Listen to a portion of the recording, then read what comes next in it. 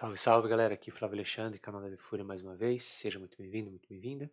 Esse aqui é um vídeo duplo, é um vídeo falando daquela série do como é um dia a dia de um programador, contar um pouquinho os últimos dias como é que foram, né? Porque um dia só, às vezes, nem tem muito algo, assim, substancial, né? Normalmente a gente pega uma feature um pouquinho maior do que um dia. E às vezes acontece de pegar uma featurezinha de algumas horas, um hotfix ali, né? Um fix bug, mas normalmente a gente pega features que levam normalmente um pouquinho mais que uma semana às vezes, tá? Ou pelo menos alguns dias. E no vídeo anterior, o Christian Calegari, eu nunca sei se fala sobre o nome dele, chegou a fazer uma pergunta, então esse vídeo é duplo. Eu vou continuar falando do dia a dia do programador e responder um pouco a dúvida do Christian lá. E se você também tem alguma dúvida ou ficar alguma dúvida, coloca aí nos comentários. Usa aí os comentários, né, do vídeo, que dando um tempinho a gente responde, beleza? Então vamos lá, como é que é o dia a dia de um programador? Eu montei essa série a respeito daquela curiosidade que as pessoas têm em saber como é que é o dia a dia de um programador, o que o cara faz, né?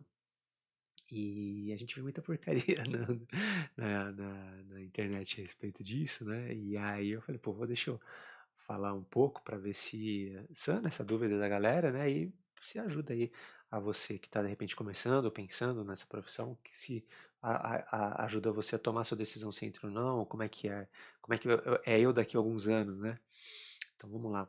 No vídeo passado eu tinha dito eh, uma feature que eu peguei para fazer eu e um colega meu, que eu ia fazer back-end e front-end, deu tudo certo, já fechou isso faz tempo, isso já era, já passou, página virada. E aí teve um ponto interessante. Semana passada eu peguei uma feature para corrigir duas aplicações distintas, mas elas mantinham a mesma identidade visual, né? E aí, ela tinha um probleminha lá com o JSON Web Token, acertei as duas, mandei para homologação, passou a homologação, foi para beta, chegou em beta, teve alguns outros erros, e eu não tinha mexido com essas aplicações antes, foi a primeira vez que eu mexi aqui na empresa com essas duas aplicações, né? E aí, o que foi o lance? Qual que foi a minha lição aprendida, né?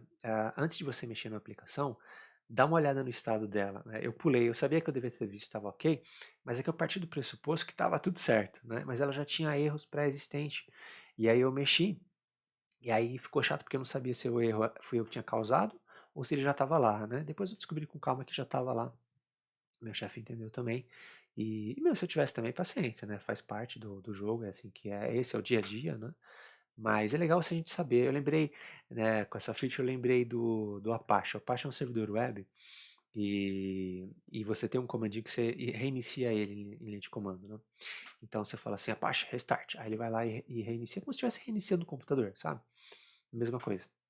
E eu tenho meio que uma neura, virou um hábito, né?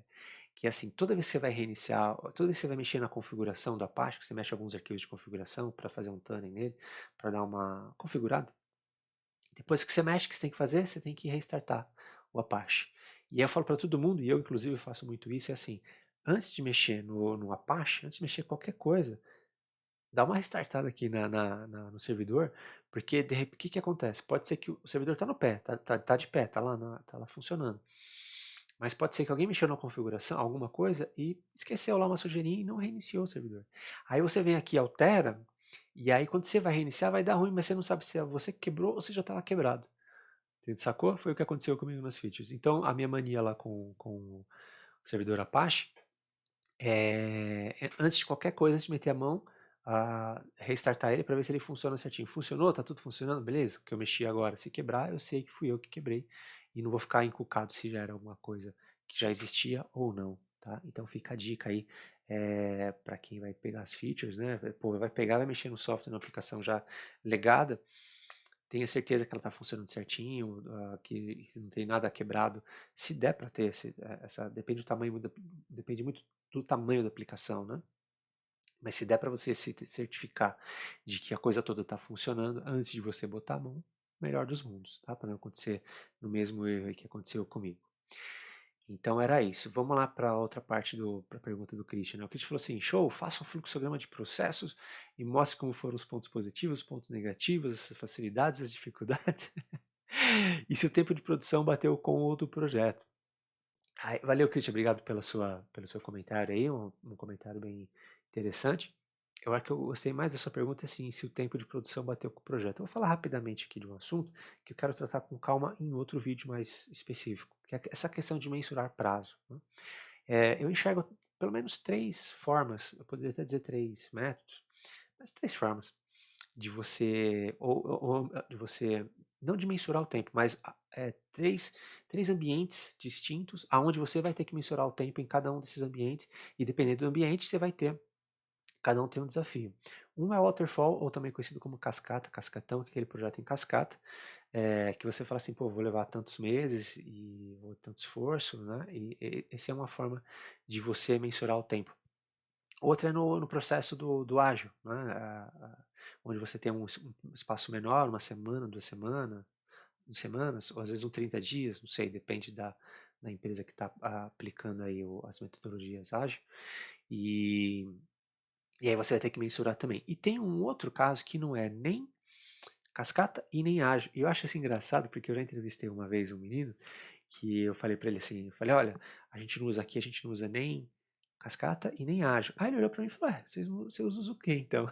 Ele nunca tinha tido uma experiência na qual não existia nem o ágil nem o cascata. E agora você mesmo deve estar me perguntando, fala: "Pô, Flávio, mas como é que pode isso? Eu achei que ou era cascata ou era ágil". Ou algum método específico, não. Tem um esquema de trabalho que eu não tem um nome, é um trabalho, eu acho que é muito mais livre, muito mais fácil para lidar. Eu trabalhei bastante tempo dessa forma, que é simplesmente você vai mensurar a task que você vai pegar, você fala: "Putz, acho que vai dar, sei lá, uma semana, 5 dias úteis e vou pegar lá hoje, vou terminar aqui 5 dias", e você pega e inicia essa tarefa, acabou, ou você pega outra, ou você parte para outro projeto, algo livre tanto do cascata como do ágil. Uma coisa mais solta. Eu gosto, porque eu gosto dessa liberdade, né, eu estou acostumado a trabalhar com essa liberdade, acho que ela é mais produtiva, desanima menos, impacta até menos o meu cliente, no caso o cliente interno. Eu gosto muito dela, mas a gente vai falar disso num outro vídeo, por isso que eu não queria colocar aqui, para a gente não acabar se perdendo nesse assunto, porque tem muitos detalhezinhos, muitas coisas para a gente, discutir, dá pra gente ficar um tempão aqui falando só disso. E essa questão do voltando à pergunta do Christian, né, que ele falou fluxograma de processo, não precisa tudo isso não, viu, Christian. Eu já fui os cara da UML que desenhava os diagramas e tal, mas a gente acaba perdendo muito tempo. Quem sabe a gente fala um pouco disso daí. Então, às vezes, o dia a dia não nos permite, desenhar todos os processos e tal, né, não que seja ruim, estou falando nisso, nem que não seja necessário ou essencial, também não estou falando isso. Estou falando só que, às vezes, o dia a dia pede um pouco mais de praticidade, que se atue de forma um pouco mais prática do que detalhada, vamos assim dizer, tá? Então é isso, beleza? Se você gostou, achou útil, ajuda a gente a divulgar o canal, divulgando para um outro amigo o link aqui ou do canal desse vídeo, beleza? Por enquanto é só. Um grande abraço e até a próxima.